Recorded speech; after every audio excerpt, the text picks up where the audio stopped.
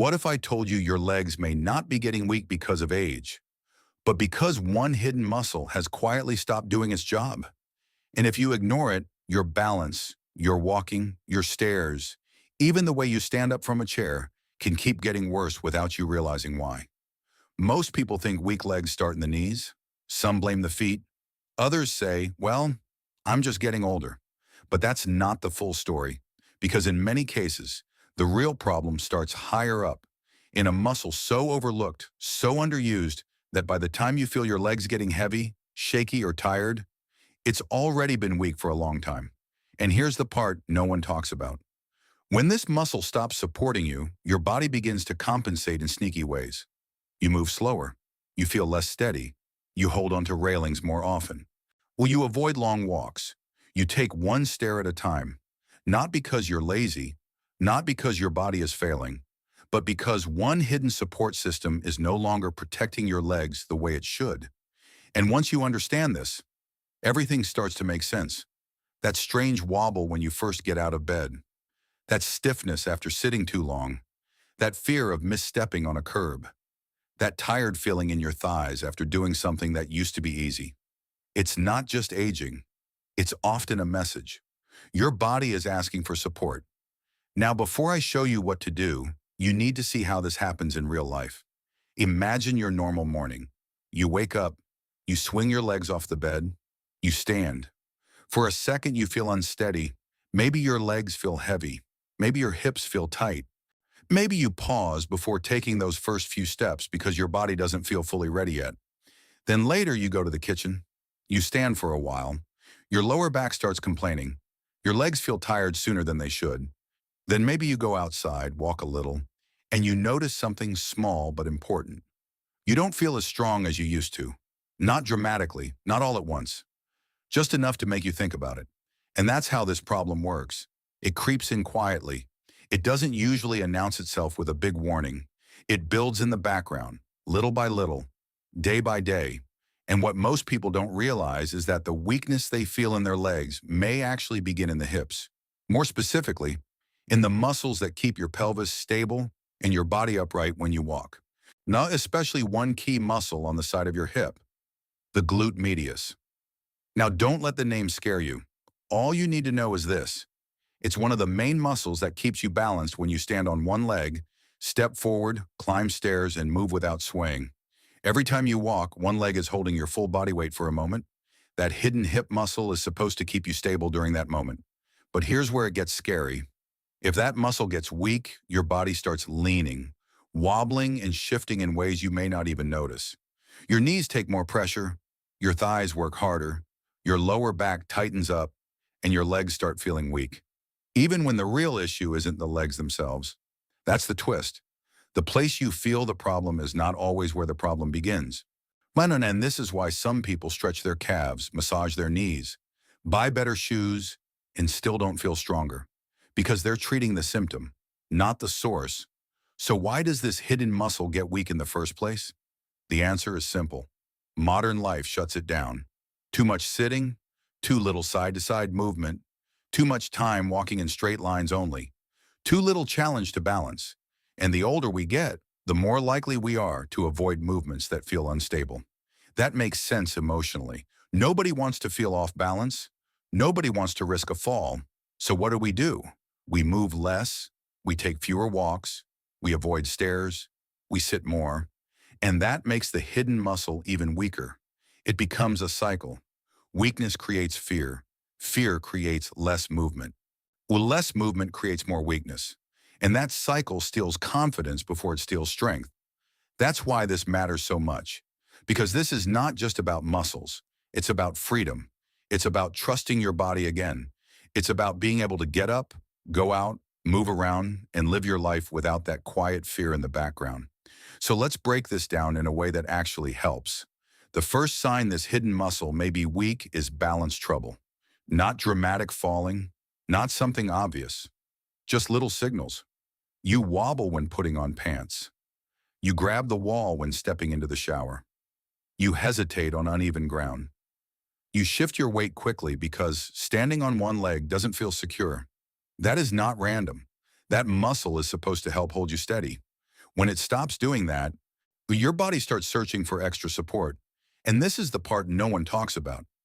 Many people think balance is only about the feet. It's not.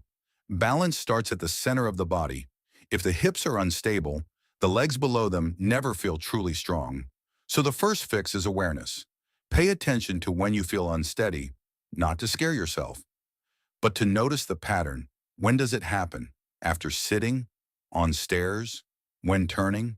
When stepping sideways? Your body is giving clues. The second big sign is leg fatigue that shows up too early. This is huge.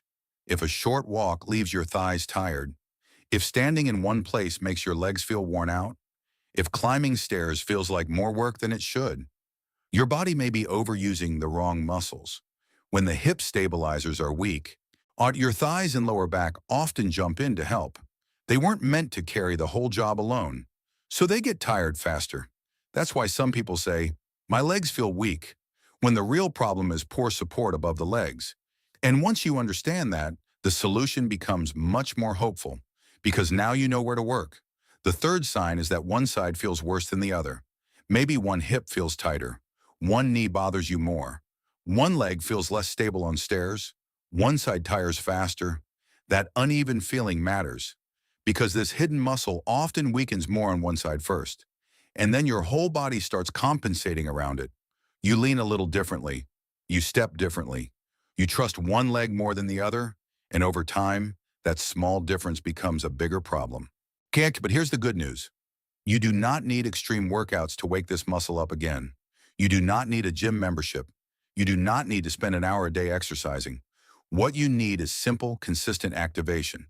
In other words, you need to remind this muscle how to work again, and the first way to do that is with side leg lifts. Simple, slow, controlled.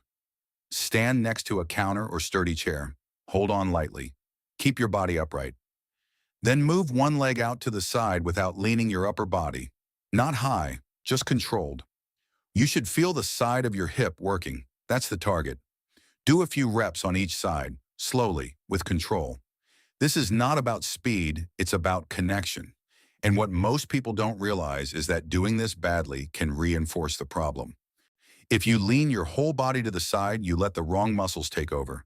So go slowly, stay tall, let the side of the hip do the work. The second powerful move is standing on one leg while holding support. This sounds too simple. That's why people ignore it. But it works, because walking is basically controlled one-leg balance over and over again. So if you improve that skill, you improve real-life movement. Stand near a counter, lift one foot just slightly, hold for a few seconds, then switch. That's it. At first, this may feel shaky. That's okay. That shake is information. It means the muscles are waking up. And this is where it gets interesting. The goal is not to be perfect. The goal is to teach your body that it can become steady again. Little by little, the nervous system starts trusting the muscles more, and the muscles start responding. The third fix is something almost nobody expects. You need to stand up more often. Yes, really. Long periods of sitting can make these hip muscles go quiet. So one of the easiest changes you can make is this. Every 30 to 60 minutes, stand up and move for 1 or 2 minutes. Walk around the room, march in place, take a few side steps, do a few gentle leg lifts. This tiny habit can make a huge difference, because you're no longer asking your body to go from total stillness to full support all at once. You're keeping the system awake. And that matters more than most people realize. The fourth fix is sidestepping. If you've been moving mostly forward and backward all day, your side hip muscles are not getting much challenge. That's a problem, because life is not only straight ahead. You turn, you reach, you step around obstacles, you get in and out of cars, you change direction. So practice side steps. Hold on to a counter if needed. Take a few slow steps to the right, then back to the left. Stay upright. Keep the steps controlled. This trains the exact area many people have been ignoring for years. And this is the part no one talks about. Sometimes strength doesn't disappear because you're weak. Sometimes it disappears because the right muscles stop getting invited to the job. Your body is smart. It adapts. If one muscle checks out, others jump in. But those backup muscles can only cover for so long. That's why targeted movement matters so much. The fifth fix is posture during daily life. This one surprises people. If you always stand with your weight shifted into one hip, if you slump when walking, if you rise from chairs by pushing heavily through one side, you may be feeding the imbalance all day long. So start noticing. When standing, distribute your weight evenly. When walking, stay tall. When rising from a chair, use both legs as evenly as you can. These little corrections may feel minor, but they add up fast. Because every day, your habits are either making you more stable or less stable. Now let's talk about one more thing that matters deeply: confidence. Because weak legs do not only affect the body, they affect the mind. When you don't trust your balance, your world gets smaller. You turn down walks, you avoid certain shoes, you skip outings, you move carefully all the time. Once you start living around the fear of feeling unsteady, and that can happen so gradually you barely notice it, until one day you realize you're doing much less than you used to. But here's the hopeful part. When you strengthen the hidden support muscles, you're not just improving movement, you're rebuilding trust. Every steady step sends a message. Every controlled lift sends a message. Every time you stand taller, move easier, or feel less wobble, your brain learns something important. You are not as fragile as you thought. That matters, more than people realize. So if your legs have been feeling weak, heavy, unstable, or unreliable, do not ignore that signal. And please don't assume it's simply because you're getting older. Your body may be asking for the kind of support it never got. The hidden muscle may just need attention. A few minutes a day, a little consistency, a little patience. That's often where real change begins. But here's where it gets serious. The longer you ignore weakness, the more your body builds bad compensation patterns. And those patterns become harder to undo. Not impossible, just harder. That's why now matters. Not someday, not when things get worse. Now, because small weakness today can become major limitation tomorrow, and small action today can become real strength later. So start simple. Stand up more often. Practice one-leg balance safely. Do side leg lifts. Take side steps. Pay attention to how you stand and walk. You do not need to do everything perfectly. You just need to begin. Your legs are not asking for punishment. They are asking for support. And if you give your body the right kind of support, it can respond in amazing ways. More steadiness, more confidence, more freedom, more life. So the next time your legs feel weak, don't just blame your knees. Don't just blame age. Look higher. Look at the hidden muscle that keeps everything stable. Because fixing that one overlooked area may be the difference between moving with fear and moving with confidence again. Your body has been whispering this message for a while. The question is, are you ready to listen? If you care about your health and you want to stay strong, steady, and independent for as long as possible, subscribe and keep learning with us. Your future strength is being built by what you do today, and it starts with one small step.